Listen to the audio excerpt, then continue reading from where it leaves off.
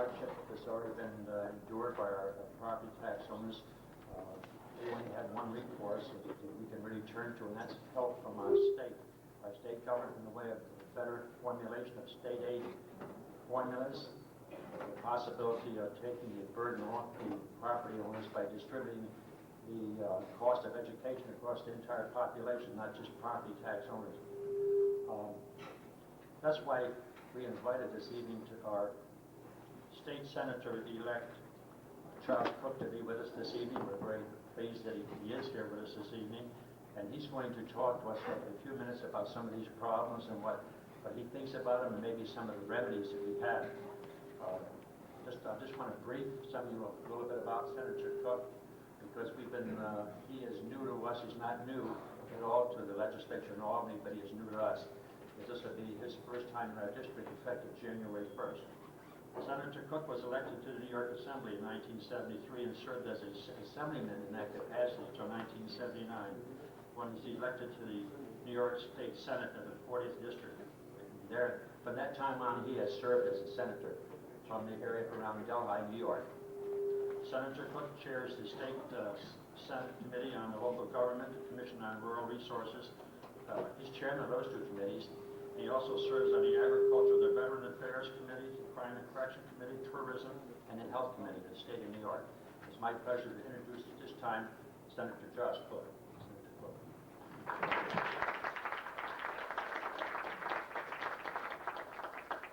Thank you very much, and certainly appreciate your folks coming out here on a holiday week to spend time talking about this issue, and I appreciate it as a newcomer in your community to have a chance to get my feet on the ground and to understand your problems. I have some 40 school districts that are within my Senate district or which impact on the Senate district, and I don't pretend to be an expert on the internal operations of all 40 districts. So I certainly have come here this evening more to listen than to speak. I have, however, asked the Education Committee to give me some basic information so that I could begin to understand your situation and perhaps understand your problems, which are, I guess you could say, in almost any school district you go to, but their problems are unique because there are no two districts exactly alike. But perhaps to better assimilate the information that you'll be giving me, and indeed I did meet this afternoon and did get some information about the history of what's been going on in this district. It appears that your problem may actually go back as far as what was called the Hurd decision many years ago.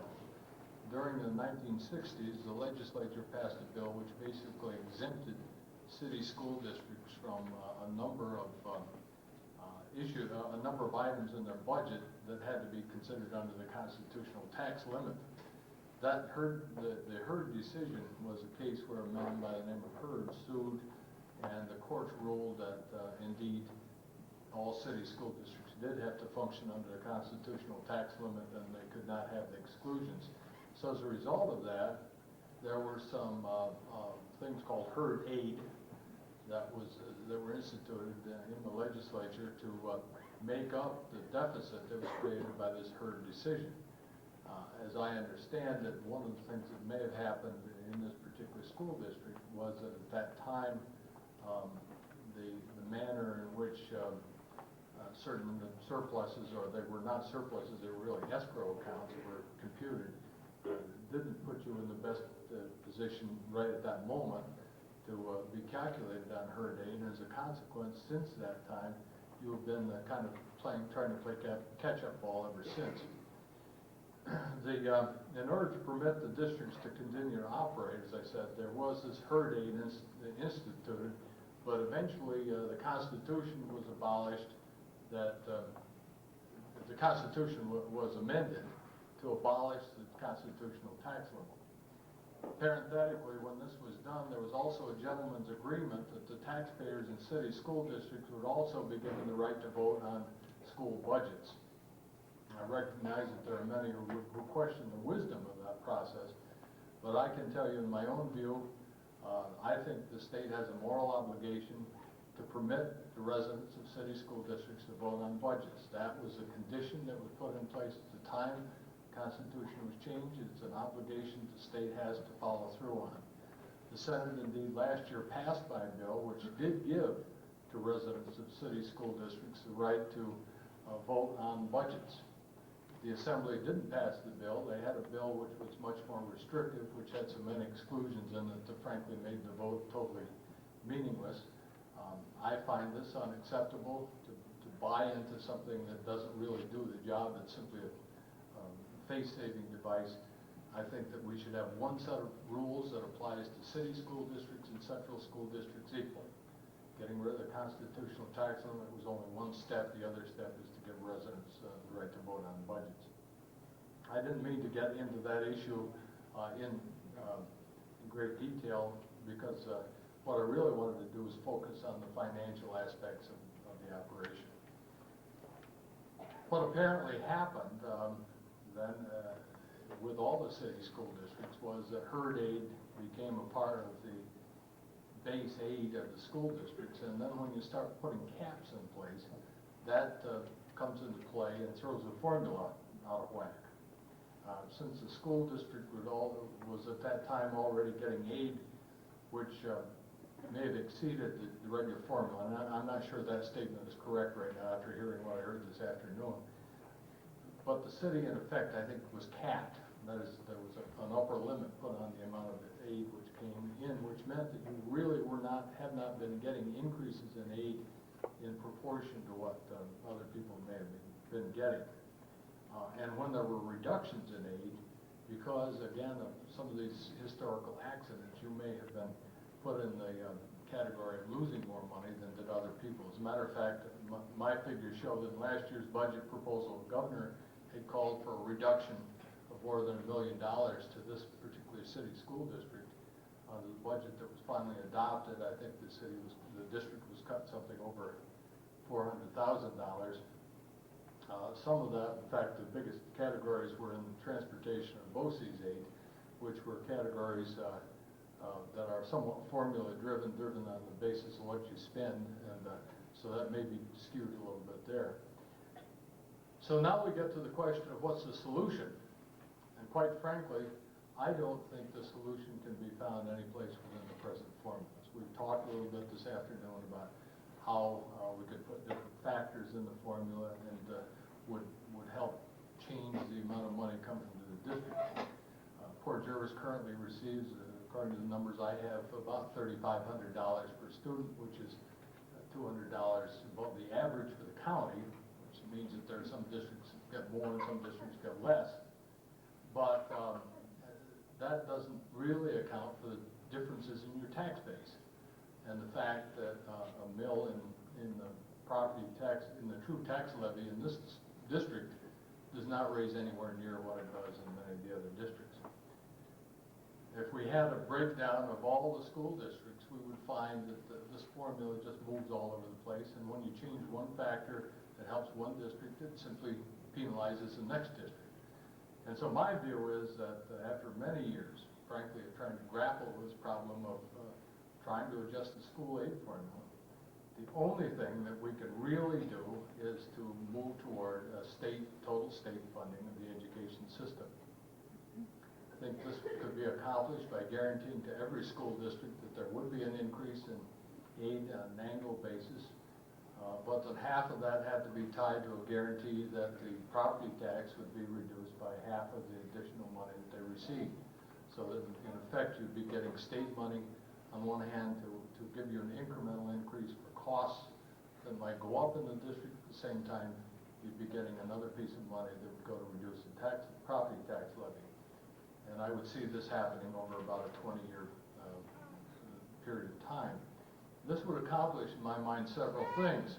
First, it would start us on the road toward eliminating property taxes as a mechanism for funding education, which is something which I think most people agree with. Secondly, it would give school officials some certainty as to what the formula was going to be. That's always one of the big problems.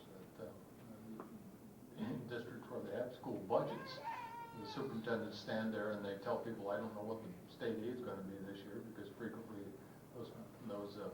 the decisions are being made before the state budget's really in place, and so they don't even know what their aid is going to be for the coming year. And the third thing, and probably possibly the most important, is that this would move us toward real equity and educational opportunity for all the students in the state. With the present formula, there's the assumption that certain districts get a higher proportion of aid than other districts. Indeed, this school district gets a very high proportion of state aid relative to its budget. But there still is that local portion that has to be raised on the local property tax, and this district doesn't, it has to have such a high rate, a tax rate, to bring in the same amount of money as some other district at a much lower tax rate, that it really means that local share is much more difficult to come by in this district. So you really don't have equal educational opportunity with somebody else. And much less effort on the part of the local taxpayer. Some districts can provide programs that you can't possibly afford to do in this district. And I don't think you're ever going to be able to deal with that as long as you're on the sharing basis. I think it's got to be equal educational opportunity means the state is going to pay for the funding of education. Now, I admit that this is a serious undertaking, difficult undertaking, politically very difficult, because it flies in the face of all the trends of the state budget, which are now being looked at with great concern.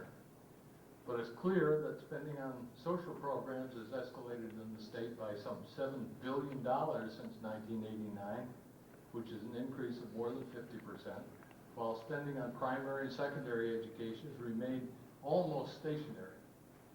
I'm not pretending that it's going to be easy to find solutions to this dilemma, but I am saying that if you found some way to take a portion of that increase that we're getting in social program costs and dedicate it to the education formula, you could make this begin to work. And if we're to deal with our social welfare problem, we have to find ways to educate our children so that they'll not become the next generation of social services recipients, because education, I think all of us understand, is a real tool toward breaking the cycle of welfare dependency, and it has to receive priority. I would also say that we need to help the education system in the very difficult task of sorting out its new responsibilities in trying to deal with the fallout of our social problems, as these problems are impacting on schools. I hear many people saying, gee, back in the 1950s when I was in school, we didn't have all of this, social workers and all this kind of thing, but we also didn't have the social climate that exists today, with many of the problems that exist within families, with people trying to deal with very difficult circumstances of supporting a family in today's economy. So again, we can only accomplish this if the state sees funding the needs of children in a holistic way that looks at their educational, their health problems, their social needs in an integrated program rather than separate programs operated by different units of government. This is a difficult problem, and it's different from the general education funding issue, but it's one that I think has to be dealt with concurrently. The Senate Education Committee is already having meetings around the state talking about this. I hope in the very near future to have my Rural Resources Commission joining them in the effort, and I hope that the school district will be involved in those discussions. So again, I thank you for your invitation this evening. I trust that this is only going to be the beginning of a long, ongoing dialogue. I don't expect to be able to answer all of your questions constructively, because probably at this point in time I don't have the kind of information that I would need to talk about this specific district. But I certainly will try to deal with the concepts that you may want to present and to accept any information that you have to offer. Thank you. Thank you, Senator Cook.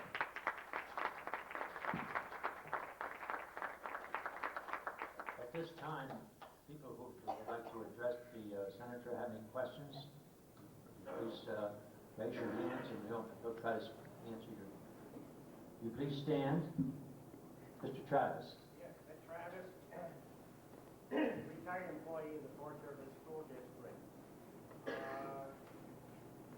As a retiree, over the past year or so, we've experienced a cutback in the support by the school district of our health insurance premium. When I retired, the district paid 100% of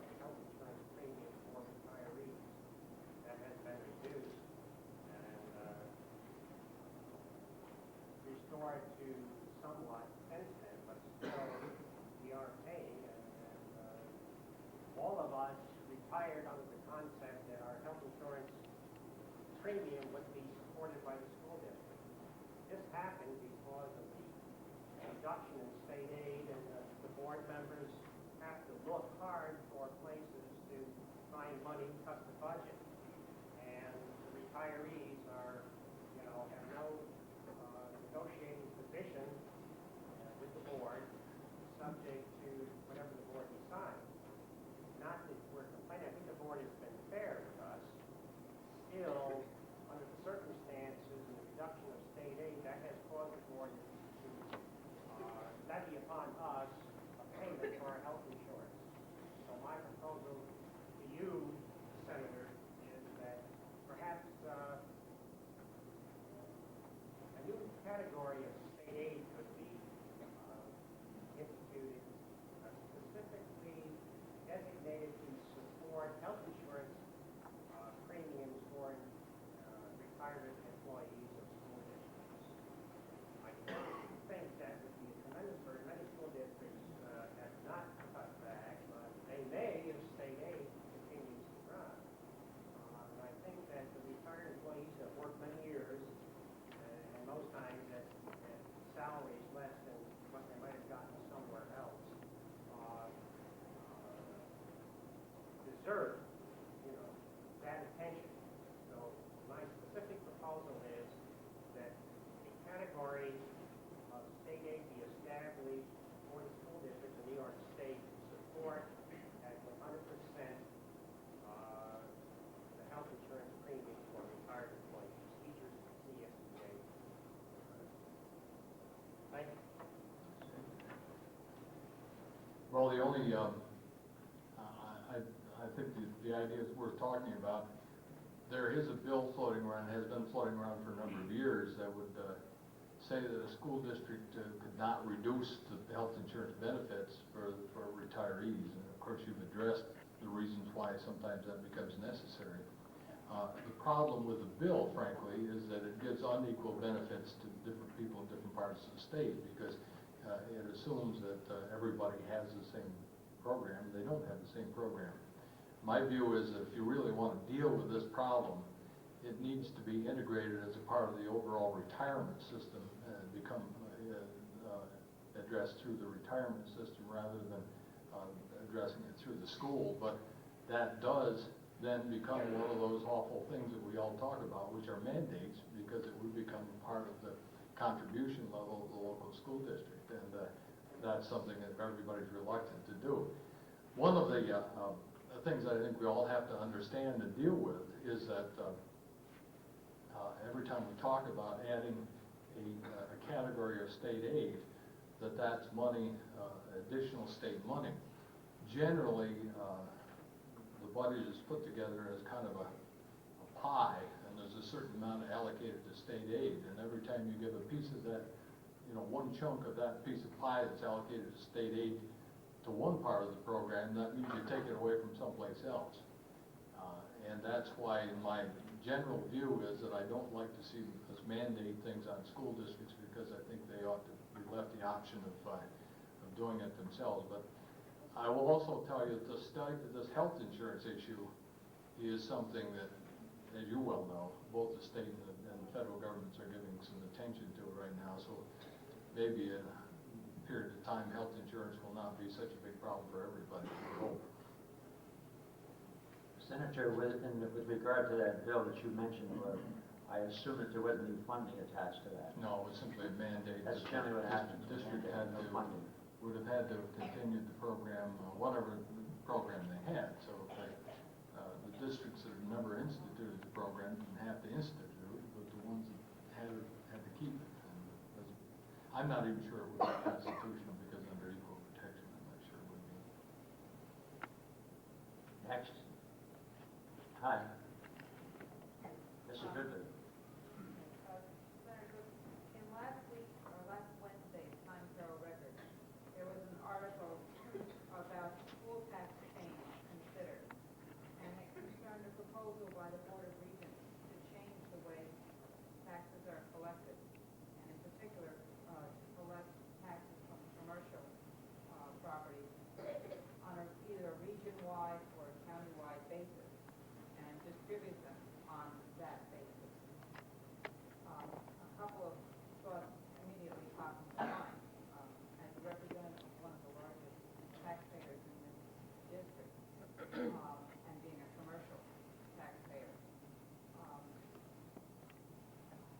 there any more information about this proposal than what appeared in the paper?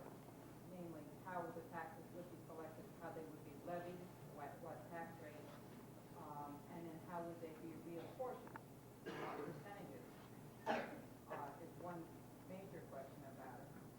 And the second question is, it seems to be diverting attention from proposals to simplify the formula for state aid. And it seems to me that that's what I've tried to learn about the formula. I've never seen anything so complicated. And I can't understand why the state, in an effort to save money, wouldn't first consider simplification of it. Have you heard of this proposal? Yeah, I've heard of it. I don't know much more about it than you do. In all honesty, my guess is that it's probably not something you're going to see happen. And the reason that I don't think it's going to happen is that it would then skew all the other factors that you currently have within the formula. You'd have to basically rewrite big pieces of the aid formula that are already in existence. The other thing, of course, those districts that happen to have those types of properties are not going to be anxious to give them up. So politically, it becomes a very difficult thing to do.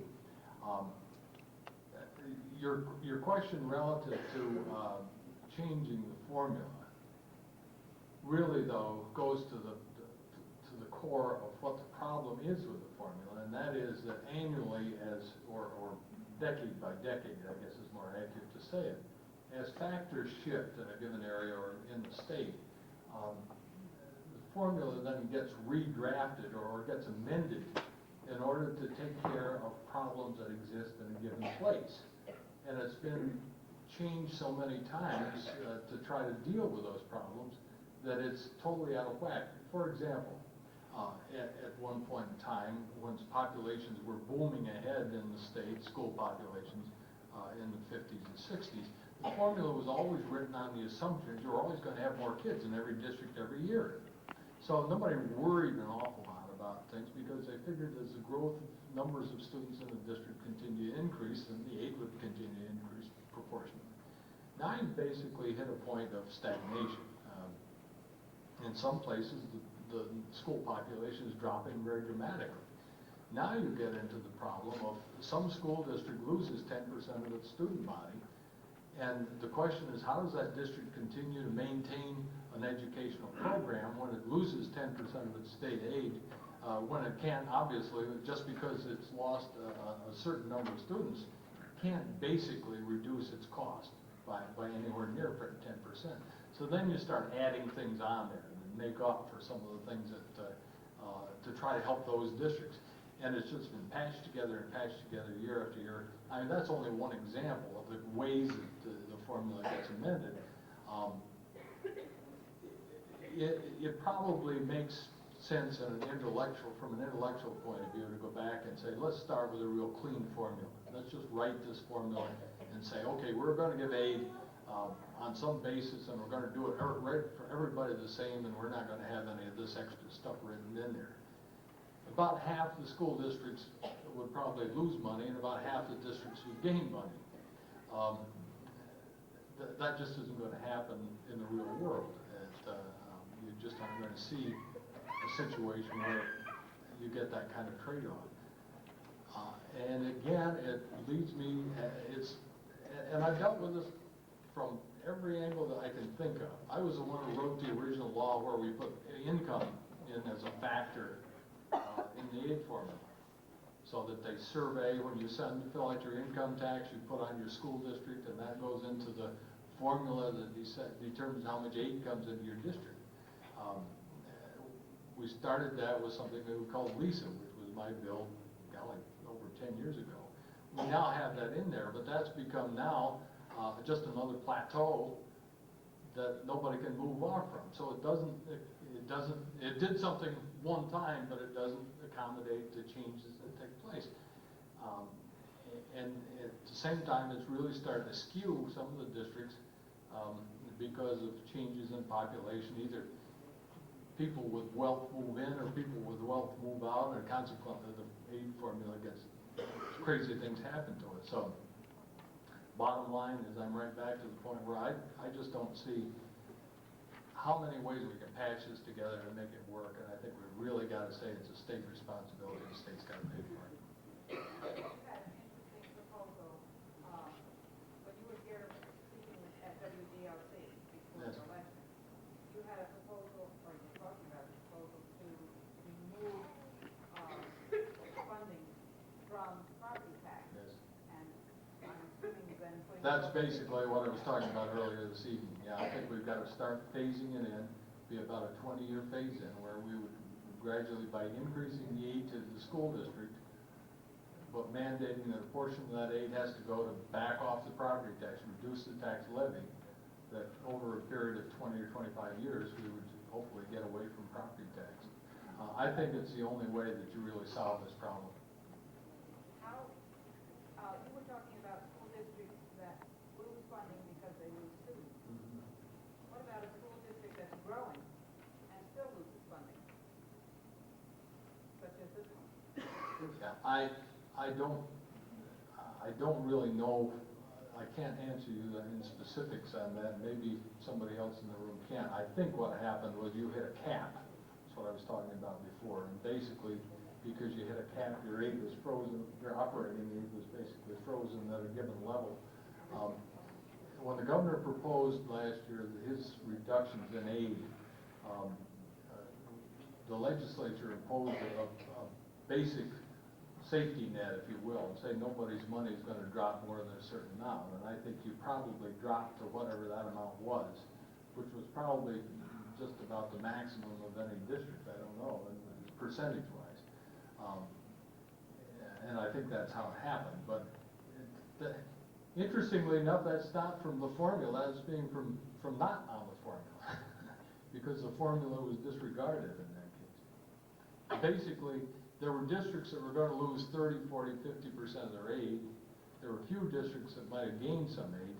And so what the legislature said, I think it was 5%, nobody's going to lose more than 5% of their aid. And they put a safety net under it so nobody went down the way the formula would have done it that the governor proposed.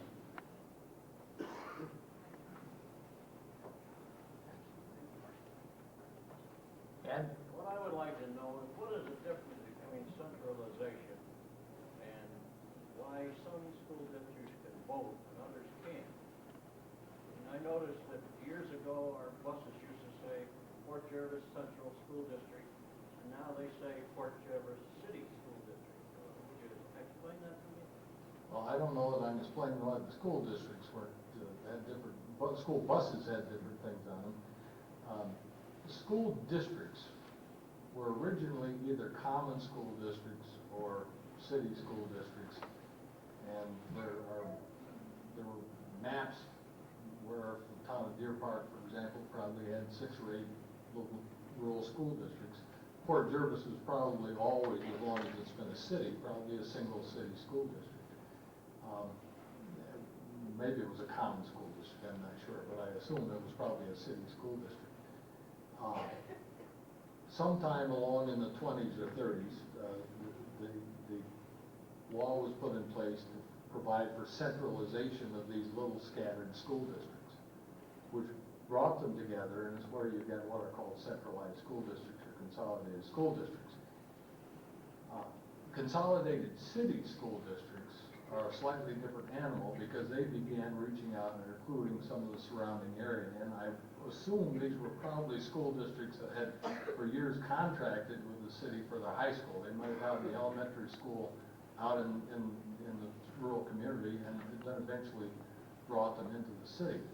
But when they did that, they operated under the same rules as city school districts. And it's totally an accident of history. And that's why I believe that we really ought to change the rules and make city school districts and central school districts basically the same, run them under the same set of rules. It doesn't make any sense to me to continue that difference either. We asked 3 years ago, we had 3 senators here. They were going to see that was changed, and so far, nothing has been changed. Well, I can tell you that it's politically a difficult lift because, as I said, we passed the bill in the Senate. We haven't been able to get agreement in both houses. We are continuing to work on that, and I think it's something that ought to be done. Again, Senator Jack McGann, I'd like to ask a question of the state taxpayer. We had an exchange of letters back in March of '82, and the question was, students from out of state may attend local school districts at the pleasure of the school board and receive full state aid from the state. As you know, Hancock, New York is in your district, half of the students from high school came from Pennsylvania. My question is, back in '82, you felt in the abstract it may be a questionable policy to reimburse schools for out-of-state students. But then you went on to suggest that maybe it's practically not such a bad idea. Do you think New York State taxpayer should pay part of the educational cost for students from New Jersey and students from New York, or excuse me, students from Pennsylvania attending our schools? I guess if I were to answer you in a straight right or wrong answer, I'd probably say it shouldn't happen. From a practical point of view, I know that the state aid that comes into a given district in some cases permits that district to continue to function. Some of these small schools that are on the state border, that they would have a very difficult time if they didn't. And I would be loath, as one who represents a lot of schools who have kids who come from Pennsylvania and basically get state aid for them, I would be very loath to be one who would propose that we not pay that. Follow up, if I may. You appreciate the local boards may charge a tuition rate. I understand that. Do you think those local boards should be urged to pay up, or be required to charge a tuition rate equal to the actual educational costs? I would say that they should. I think that there's just like if you're running a business, the question is how high do you put your price before somebody finds some alternative. You mentioned Hancock School. One of the things that happened in that particular district was that Pennsylvania finally built an elementary school right across the border. They lost about 700 students out of that school district, all in one whack. That cost them a real piece of money and created all kinds of havoc in trying to run that school. I don't know whether the tuition had anything to do with that or not. I suspect it probably didn't, but that's the kind of situation you run into if you can provide a product that you can provide it at some incremental cost that is, it may not be per capita exactly what it is in the other place. For example, it may cost you $1,000 a unit, let's say, to educate a student. You may be able to add another student or another 10 students or another 100 students at $100 a unit because you've got the basic plan, the basic program already there. So it doesn't necessarily cost you $1,000 for every student you bring in. You actually make money at even adding $100 a student. So I guess that you have to really know the circumstances in a district before you start saying that, exactly what the charge ought to be. So the state has no say, they aren't. We don't. I suppose we probably could put some kind of mandate in place on that. Mary, you had your hand up. I'm sorry. I don't have a question, but I just would like to say, I am a New York State retired employee. They are retired, my pension is set. Now, they raise, now, your Social Security maybe raised 3%, fine, but in the 10 years that I lost my 5-room house on a concrete slab, no garage, my taxes have raised $700. Now, my state pension hasn't raised at all.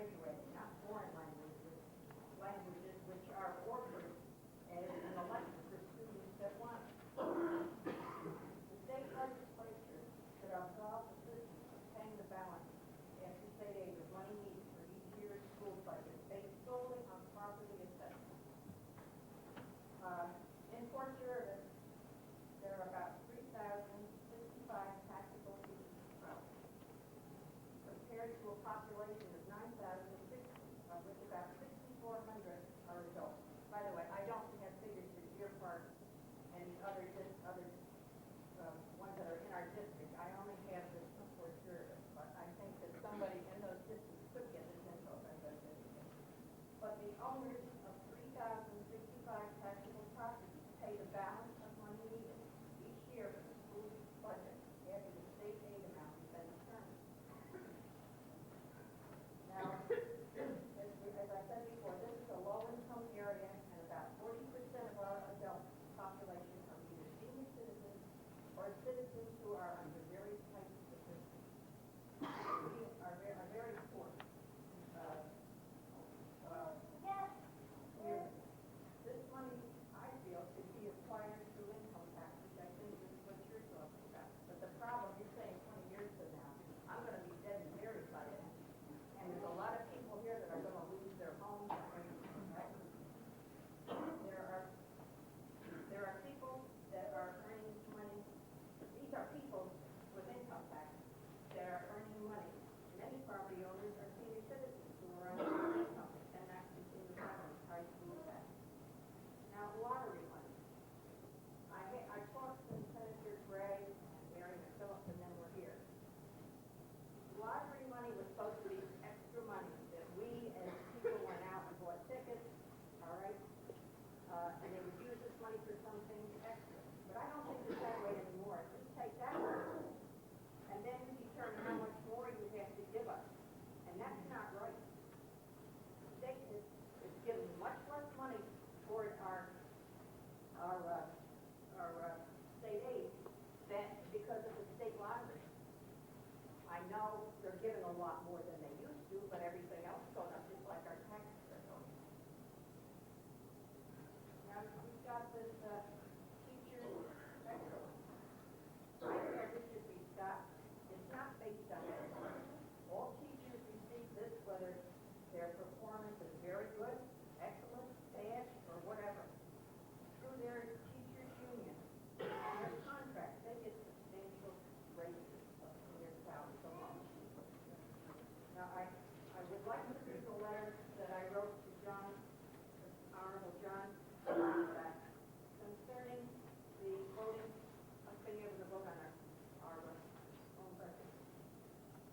My name is Mary C. Remillard, and I am chairperson of the Fort Jervis Area Taxpayers Association, which was formed in the summer of 1980.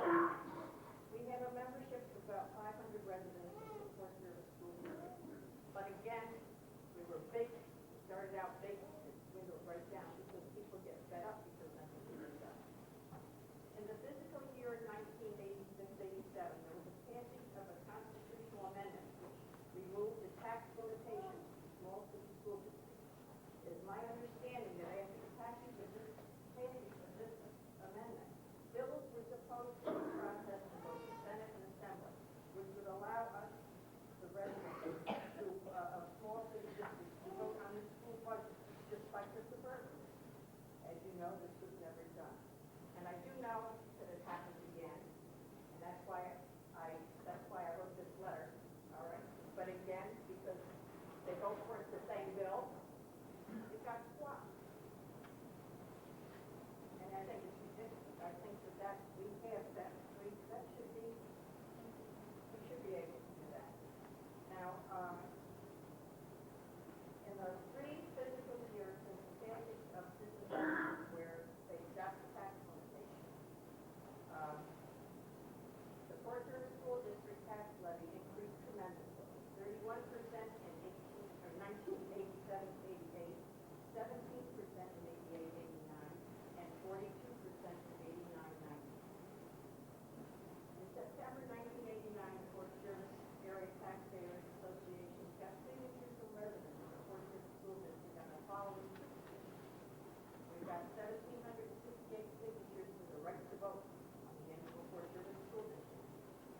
But we got 1,377 signatures for the Fort Jervis City School District residents urging our representatives to secure more state aid for our school district. I am sure you are aware of the devastating problems our school district has been having with the unjustifiable state aid reductions the past few years. This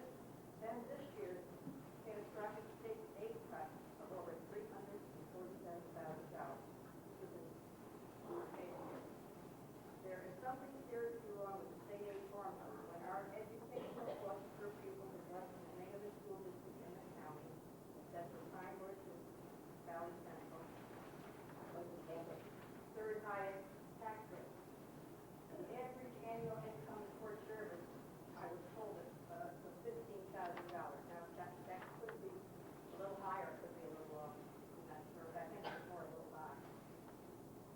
I would like to discuss this inequity with you in the near future. In March 1990, copies of both petitions were hand-delivered to your office, Prospect office, and Senator Craig's office in Middletown, but no action was taken on voting on our budget for securing more state aid. Recently, Senate Majority Speaker Ralph Marino's small city school budget bill would allow us to vote on our school budget passed in the Senate by a large majority, vote 54 to 4. The Salisbury County Representative Marie Hinchley has introduced the same bill in the Assembly. I went over to your Middletown office on Wednesday, April 22nd, with the original petitions for our right to vote on our school budget. Your community liaison, Joanne Reed, made copies of the petition to me, even though it meant she would be staying later than normal. It was very, very helpful.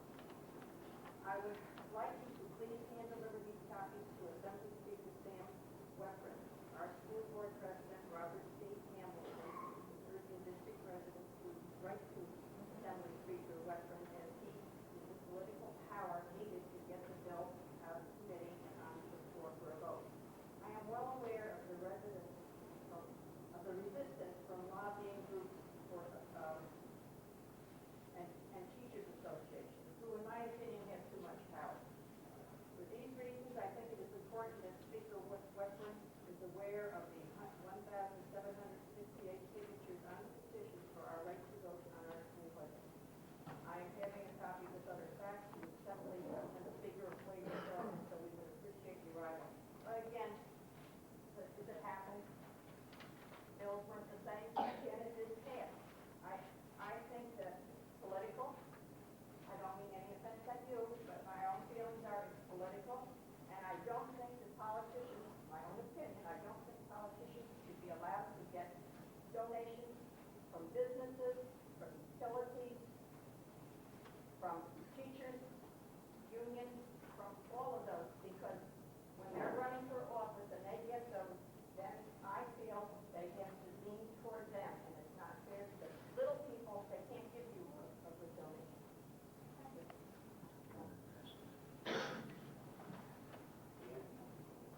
Yes, Ann. Ann Keating, I want to thank you for coming down and listening to our problem. One thing I'd like to emphasize is the low income in our area. We have two major industries who pay good wages, now only hire what they call temps. They pay just a hair above minimum wage, no benefits. My husband has been in another industry for 40 years. His income this year is about 15% less than his last year. We have an extremely high number of social services families in this area. I worked in a school for 27 and a half years. I've been out for 3. And before I left, there were many that were brought in from other states and put in the welfare motels. They became our burden. We had to absorb into our economy here. And our state aid is partially based on District 12. We're a very poor community. Yes. Senator, at budget time in the state, it seems like there's 3 people involved in it. The governor, the leader of the Senate, the leader of the Assembly.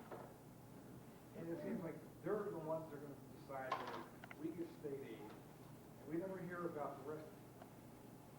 Like, why is it comes down to like 3 men, they're going to hammer out a deal, and it's a done deal, they're going to go back. Doesn't anybody stand up and say, hey, I'm not getting a fair kick?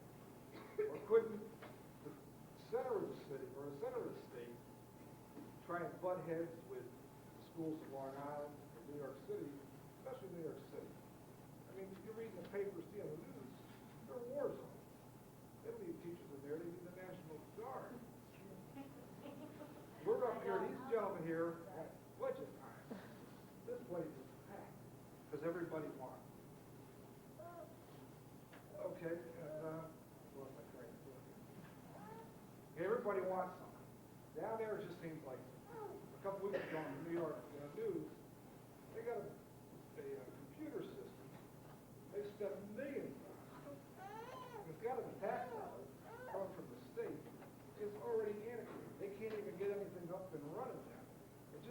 bad money, the good money's going after bad to the city or to Long Island. And up here, these guys here, they work their asses off, excuse me, to pass a budget. They don't know how much money they're getting. Not until 3 politicians in the state sit down and hammer out their agreement. And this seems, they say, boom, they've got an agreement, it goes back and everything's passed.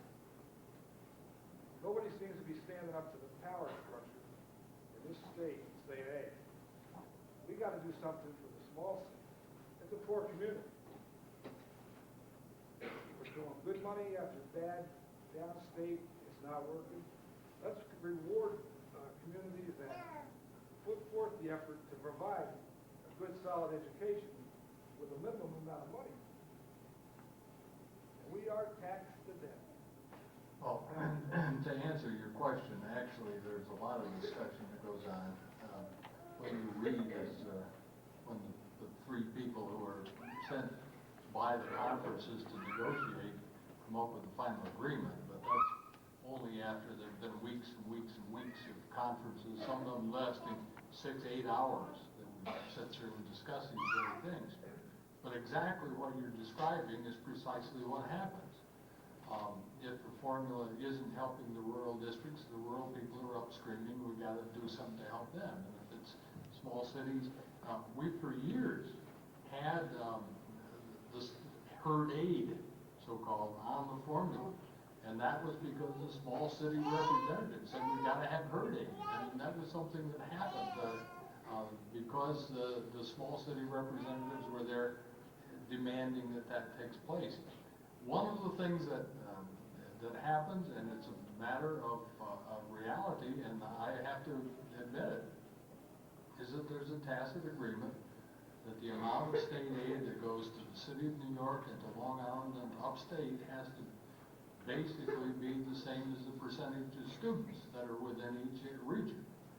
And so, consequently, you don't have a clean formula. You have a formula that gets skewed so that if New York City has 34% of students, and I've got the number someplace, I don't know where I'm digging them out, they get 34% of the aid. Now, that doesn't mean that it's justified on any basis of anything, except that things are written into the formula to make sure that New York City gets its 34%. I believe upstate is something like 41% of the students, and they have to get something like 41% of the aid. That is a political decision, and I will admit that that's done. But it's done because the members of the conferences demand it. It's not because, 3 people decide it. Somehow, the media, with all due respect to the good folks who are here, have this vision that we ought to put 211 people in a room and they ought to negotiate something. Now, if you've ever tried to negotiate a deal, I don't know if you've ever had an argument with your wife. I'd hate to have 211 people participating in that argument to try to decide how things are going to get resolved. But the point is that negotiations have to be, at some point, delegated to a team, and that's what they do. And when they come out and say we have a deal, it's because they have had feedback from their conferences and they've come to some kind of resolution.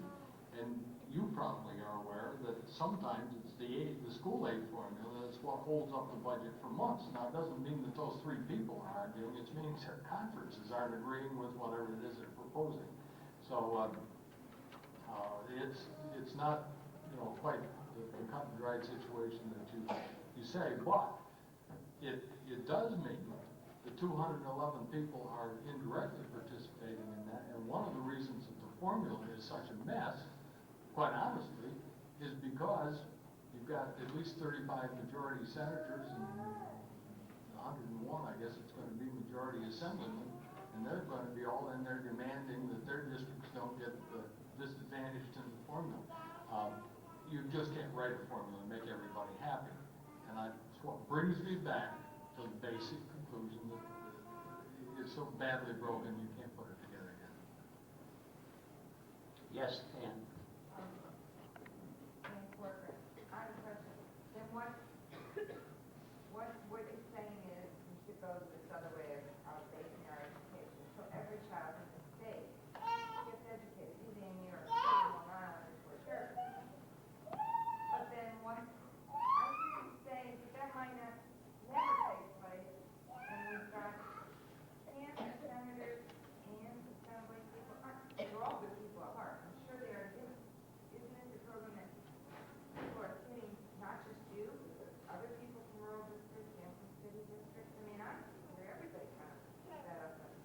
everybody gets problems. I have the problem, I have one of the most diverse Senate districts probably in the entire state in terms of its composition. I have some very rural, I have one district that has 167 students, K through 12, I mean, it's that small. And I have some pretty affluent districts where we've got a lot of professional people, lots of tax base, very, pretty wealthy kind of areas. I've got places where they're old cities that have a lot of heavy retired population. And I know that when I try to take care of one district, I mess the other one up. And that's the problem. I'm not saying that this is going to be easy. I'm telling you that I think this is the direction we got to move. And I think the first step toward getting something accomplished is to decide that that's what you want to do. And that's what I have decided, that this is, for my people, the thing we've got to do. Now, in the interim, you're going to have these 210 other people that aren't necessarily going to agree with you. We'll have to meet it best we can, but my view is we ought to start down this trail. We ought to say, okay, we want another, probably take another $800 million, which is about half of what our revenue increase will be next year. We want that put into the education budget. We want it done in a way that everybody gets an increase, but we reduce the property tax by some piece of it. And then when we are going to accommodate what to do, where we're going to find that $800 million, we're going to have to look at frankly, the programs that are growing at 30% a year, which are in the social services area. And I don't pretend that's easy, but it's something we've got to make a commitment to do that. Well, I think in this part of the county, we have down to 50% social programs, because with the other county, we get very little of anything. Well, if you have a lot of people on public assistance, you're getting it. Yes, but we don't have any of the programs that are given out from the county. Well, most of that goes on an individual basis. It doesn't go, the actual programs spend relatively little. It's the entitlements that people receive, and basically, well, frankly, a big piece of it's Medicaid. And that's the most difficult piece to deal with, because it does deal with health problems that people have, and you can't throw them out on the street. But it has to be dealt with because it is the thing that's generating the increases in the state budget, and it's the engine that's making it grow. So you've got to deal with that engine, or you don't bring the spending under control. And you've got to set priorities, and I think education has got to be put. I think it was at one point, and I'm not sure that it's not intellectually still a commitment on the part of people, but it's until this. You got 30% of the budget, which is the social services, and growing at 30%. And if you do the quick arithmetic, you know that in and of itself increases the state budget 9% without doing anything else. And that 9% has got to be cut back to something more manageable, that growth in those social programs, if we're able to do anything, including fixing roads or maintaining the state police for that matter. As a follow-up on that, we've sort of batted this around for a while. What are the chances on any kind of legislation on that this year? You're talking about probably 20 years to put this over. Well, what are the chances of any action this year? Let me say, when I say 20 years, I'm talking about immediately a program that would start backing the tax 5% a year over a 20-year period. And it would differ depending on your age ratio. Actually, since your age ratio in this district is, like you said, close to 70%, it would take a little longer than that to make that happen. I think that the people are going to be looking for a solution this year. I've had this proposal for a period of time, and it hasn't been taken seriously. But I'm hearing there's a coalition on Long Island whose name escapes me right now that's talking about imposing an income tax down there in place of the property tax. I think that the controversies we have all over the place relative to shifts taking place because of the equalization rates is something that I'm hearing from upstate, downstate, all over the place. I think that this thing has gotten so bad in so many places that we really have a shot at it now to get people to take it seriously.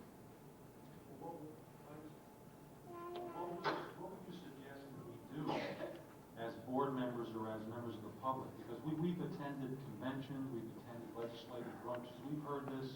Well, I think So that what you do is try What to, can we do other than lobby you? I think what you need to do is get the School Boards Association, if you're members, and I assume you are, to basically buy into this concept. But you know, you have the same problem in the School Boards Association that we have in the legislature, is that everybody comes into those meetings with their own regional agenda, and building a consensus there is just about as difficult as is anyplace else. And it doesn't work, frankly, to just come in and say, we want another 10% increase in aid. You've got to have a formula or a program where you're going to address this problem of property taxes, because that's the issue right now. It isn't the issue of how much more aid are we going to put out into the districts. It's got to be tied, I think, to the property tax reduction side in order to make it workable. Bill Hubbard, you have your hand up before. My name is Bill Hubbard. I'm the president of the Teachers Association. And I speak not in terms of membership, but I speak for the people, nearly 45, that have lost their jobs in the past few years. The board has had to deal with some severe economic cuts. Just to mention a few of the jobs, we've had guidance counselors, nurse teachers, math teachers, English teachers, social workers, driver's ed, art teachers, many elementary teachers, teacher aides, teacher assistants, and many other support staff that we've had to let go. Despite what people might think, this was never a fat district. In fact, we usually provide all of the services, maybe a little bit more than what the state mandated. And if you had to describe it, if we have to take another hit in the spring, for last year, we're going to be bulimic. We can't continue this way because the taxpayers cannot continue funding the bill. We end up having a war here every spring, and that doesn't accomplish anything. And it seems the programs are going away. I think the one thing that needs to be done, I think your plan is excellent, putting into an income tax type base. But I don't think the patient can wait 20 years. We need to have action this spring, and we need to have action, and I think one area would be in the small city school funding, compared to Newburgh, compared to Middletown. I think we're being punished for something that happened back in the early 80s with the grade. I think the problem has to be rectified, and I think that's one place where you can start. At least for our district, we've seen a tremendous increase of funds, and that would help us to alleviate the problem of having to eliminate more staff and to go back to the tax, the property. I do. Anyone else? Yes. My name is Bob Evans. I'd like to, first of all, say that I support your idea to change the property tax, mainly because we're being squeezed at both ends. Our property values are decreasing while our property taxes are increasing, both in the private sector and in the public sector. Second of all, I'd like to ask you, on mandated programs, when they come down on Albany, is there some way that the cap could be put on these things? Say, like, I think the cost for student education here is about $3,500 per student. That cost for that mandated program, say it's going to increase that cost to say $4,000 or $5,000 or $6,000 per student. Wouldn't a realistic cap be made so these programs could either be broadened so that the board can take a different path and be tailored towards the needs of the district and the ability of the district? Well, one of the bills that we introduced last year, which maybe addresses that to some degree, is that any new mandates had to be funded by the state. And that would be across the board, any mandates on towns, counties, anybody. One of the difficulties we have in New York State is that most of the mandates are not mandated by the legislature, they're mandated by the Board of Regents, because constitutionally, the operation of the school district is the function of the Board of Regents. They're the one who write the rules.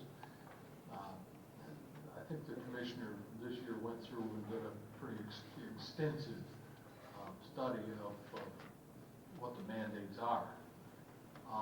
I think you might be surprised if you really looked at it, is those mandates end up with a pretty bare bones program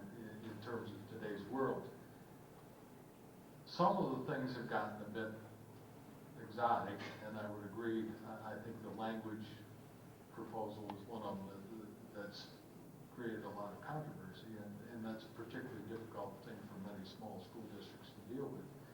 The other area where we have a lot of costs, and I'm not making a judgment statement here, I'm making a factual statement, has been in the area of handicap education. We've had tremendous increase because of federal legislation that has mandated the state to provide educational opportunity for kids. And we have the new program which, well, now the counties are basically underwriting a lot of the cost, but it's the early intervention. And I confess I had a good bit to do with writing that piece of legislation.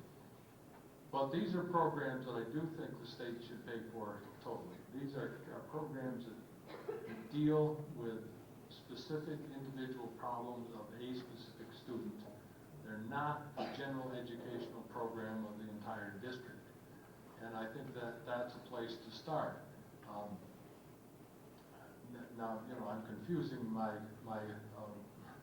goals here because I'm still onto the thing of phasing out the local share, but I do think that if you're going to talk about what mandates ought to be funded, I think total state funding of the cost of handicap education and early intervention programs is probably a good place to do it. Next. Esme. Senator Coon, my name is Susan Onfrey, and when you mentioned before it would take 20 years, several people have commented on that. I'm greatly concerned because we don't have a lot of time. I'm a teacher in our district, and I also have 2 children that attend school here. And I've chosen to live here for 15 years. I'm from Pennsylvania, and I appreciated the educational program I had in Pennsylvania. New York is structured differently because of the way it's run through the state program, which you just mentioned. If you could take time, I'd like to kind of step back. Do you have any children directly related to education today? Do you have grandchildren in schools? No, my children just Okay, barely great. graduated. I think that there can be difficulty in understanding exactly what is going on in school if you don't visit the schools. And I'm not saying that you haven't, perhaps you have. The gentlemen in the Senate and in the legislature need to get into the schools. This is a wonderful opportunity for the adults to be speaking to you, but you need to get in to see what programs are actually in effect in the schools. Our class size is up to 30, and in the city of Port Jervis, 30 is 10 too many in the first grade. I teach first grade. In kindergarten, at 25 or 26, is 5 too many, because we have children who have great needs here, and we have families who have great needs here, and we rely upon you and we trust in your judgment, and we need you to hear the concerns of the people that live here. I've chosen to live here, we continue to live here, but we have serious concerns of leaving the area because of the difficulty in maintaining good quality education.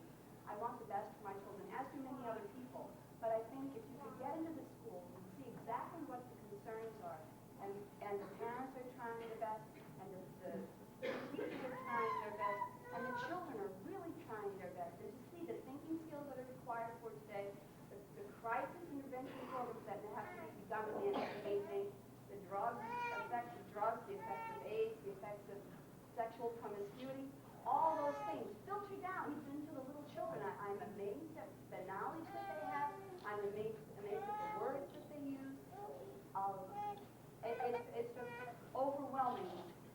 And if I could just say to you, listening to this tonight reminds me of the tub of crayons that I have in my classroom. In the beginning of the year, the tub was full. The children came with their own supplies. They came with some pencils. No longer can the public schools provide everything, as they did, say, 10, 15 years ago.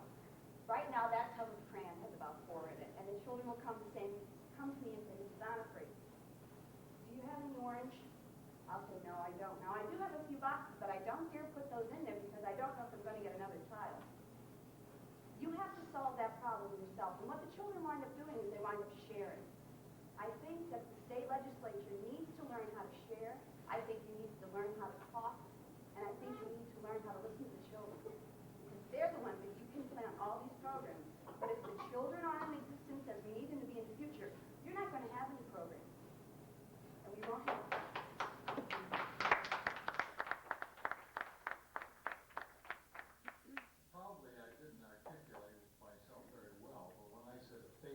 20 years. I don't mean that you're gonna wait 20 years for anything to happen. No, I mean, you start immediately, but that it takes 20 years for the entire thing to happen, because you're doing it 5% a year. Yes? I could just say, I think what the people need is a little bit of hope.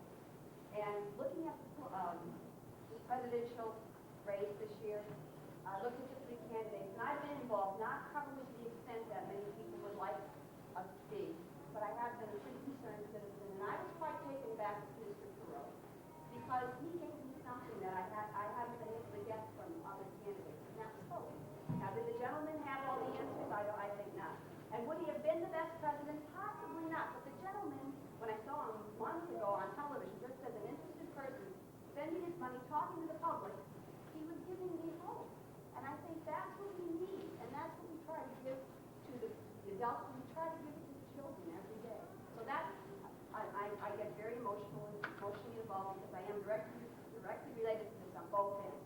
But I have been involved in my community with the programs that we've had, and I just feel very strongly about that. So I hope that you'll listen to us and do the best you can for us. But I would hope that the legislature begins to realize that it is something that's affecting all of us. And we hope to keep the people here, because we need the people here that can make a difference. And it's our children that are going to do that for us. Okay? Anyone else? Okay, just two quick, oh, I'm sorry, Bert.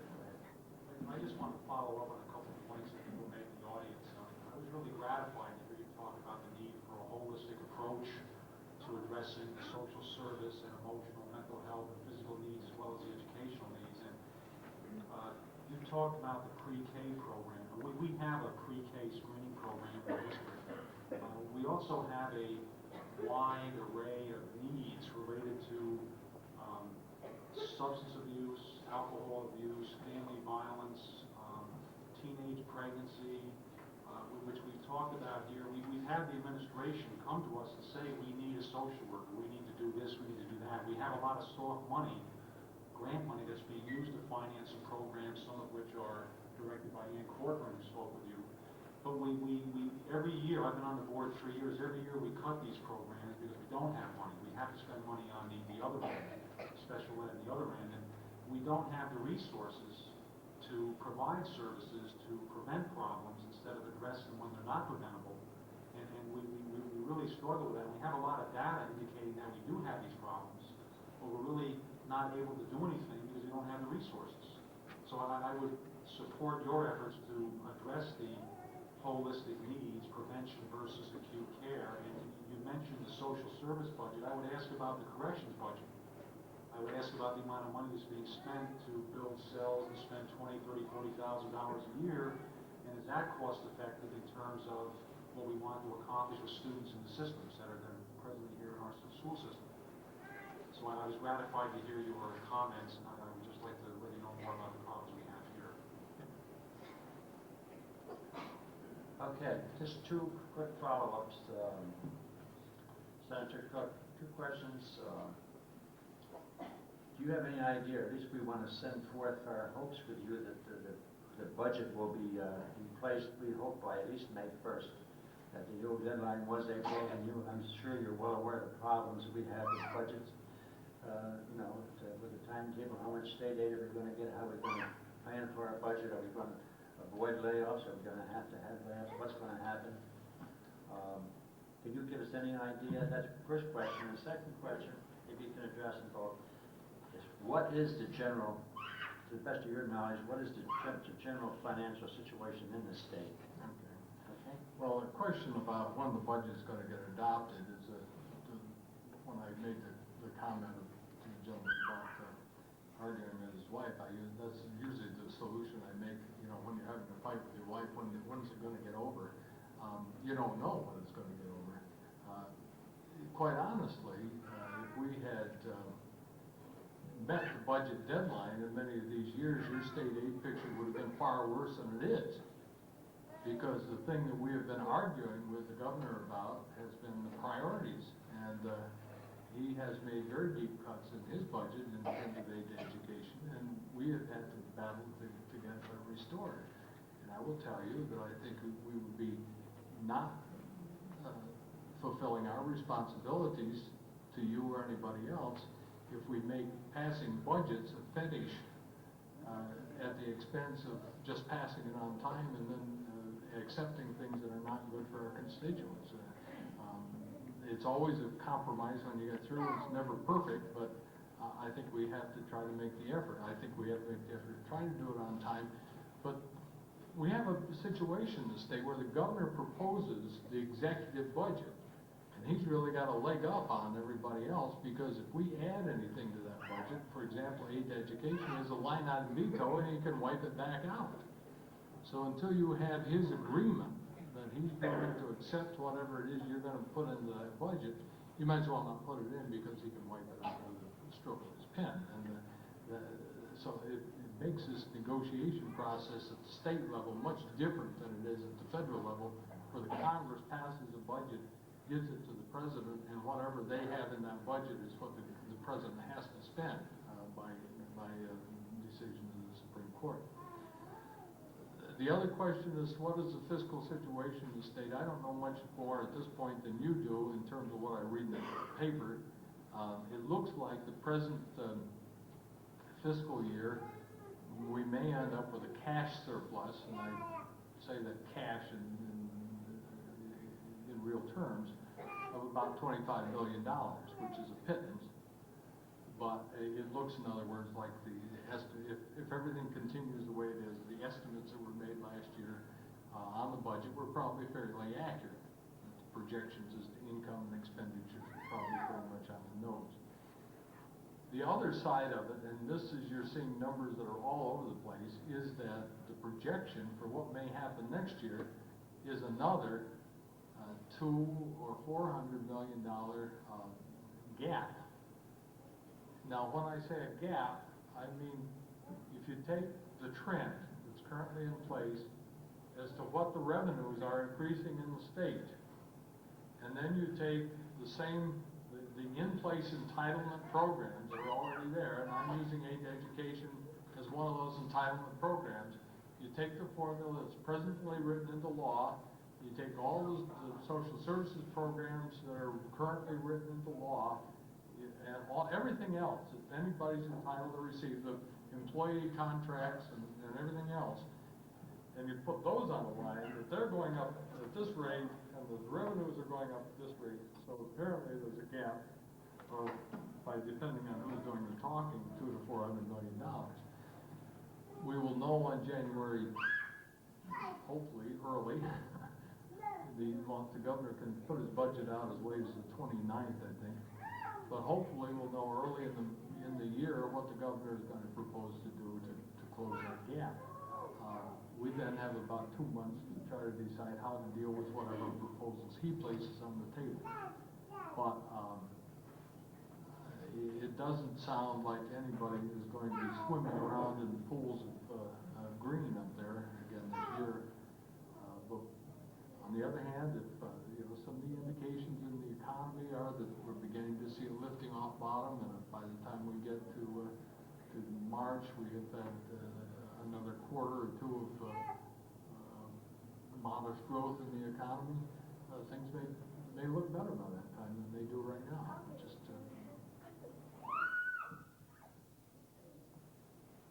I'd like to take this opportunity to thank everyone who came out this evening on a sort of a dreary evening, and we're very appreciative of your showing interest in the children of our school district. That's our first responsibility, as you know. I'd like to thank Senator Cook for coming all the way down here from Delhi on sort of a dreary day to be here with us and spend some time with us. And I know that we all want to get better acquainted with Senator Cook. So I'm sure I speak for him when I say that he would welcome your communications to his office. That pleasure.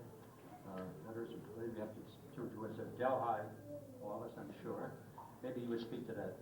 Yeah, at the present time we have an office in Delhi. The legislature, like everybody else, has budget cutbacks. Our budget's been cut 7% in the last 2 years, just like every other state agency. So getting money for district offices is like pulling teeth, because the district office is probably $100,000 expenditure on an annual basis. So trying to figure out where I'm gonna put a new district office in this corner of my district is one of the priorities we have right now. I have to confess quite candidly, I don't think it'll be in Port Jervis because just as Delhi is at one corner of the district, Port Jervis is the other corner, and it isn't going to be at the corners. But I'm expecting that we'll have something that's considerably closer to Delhi.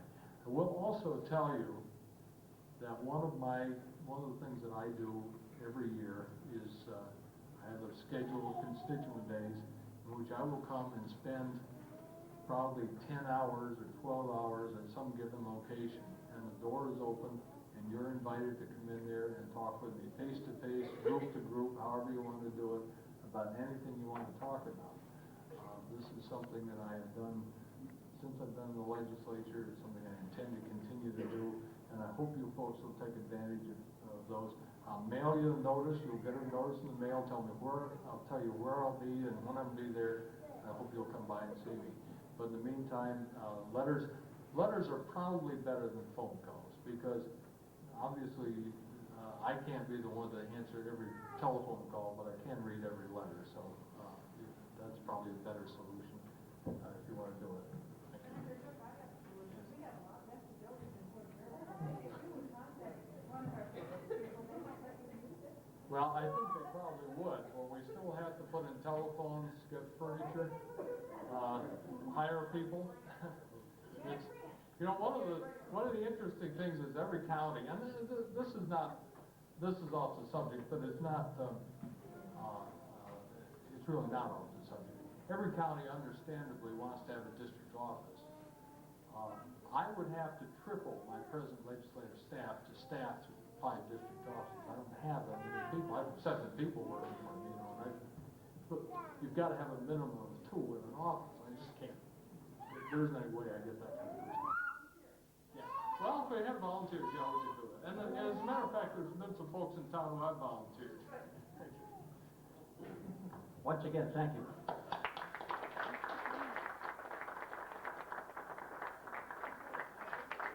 On behalf of the entire board, we certainly thank Senator Cook, and I thank the public for being here and adding their input to this meeting. At this time, we'll have a 10-minute recess.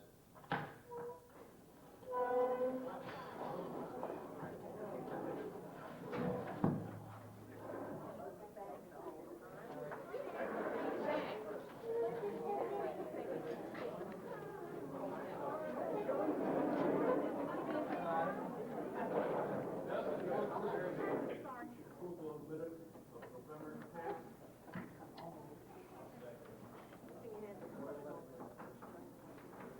All in favor? Aye. Opposed? Carried. Item D1B, approval of treasurer's report for October. Discussion? All in favor? Aye. Opposed? Carried. Item B2A, appointments. Make a motion to question. All in favor? Opposed? Carried.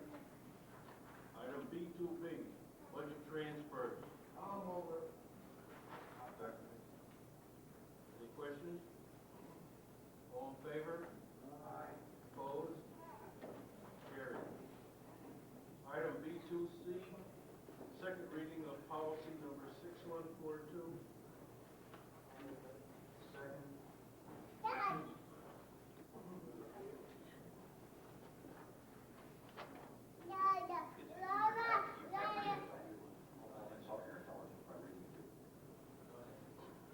All in favor? Aye. Opposed? Carried. Item B2D. Questions? All in favor? Aye. Opposed? Item B carried. Item B2E, school use request. I'll move it. Second. Questions? All in favor? Opposed? Carried. Item C1 committee reports as available.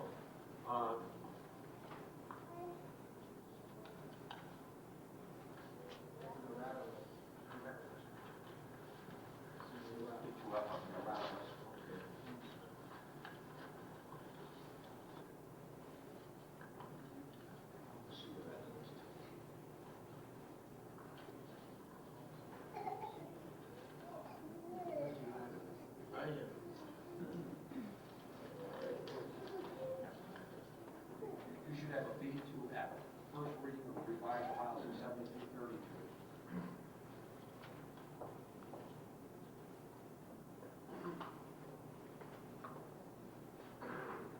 Relates to non-resident students. Okay. In our former policy, we used to have the capability of allowing a student who'd been in the Port Jervis City School District for their entire career to stay in their senior year, sans any tuition, if in fact mother and father moved away. In our revision that we did this summer, we failed to incorporate that in. We used a policy that says no one attends without full tuition payment.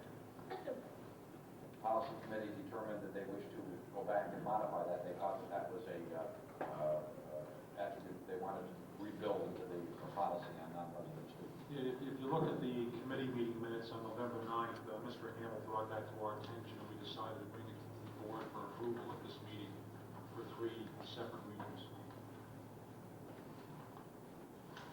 And the committee reviewed the revised policy and felt it was appropriate to support Mr. Hamel's effort.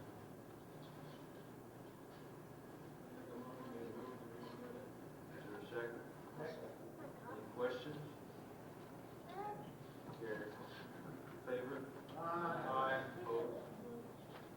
Carried.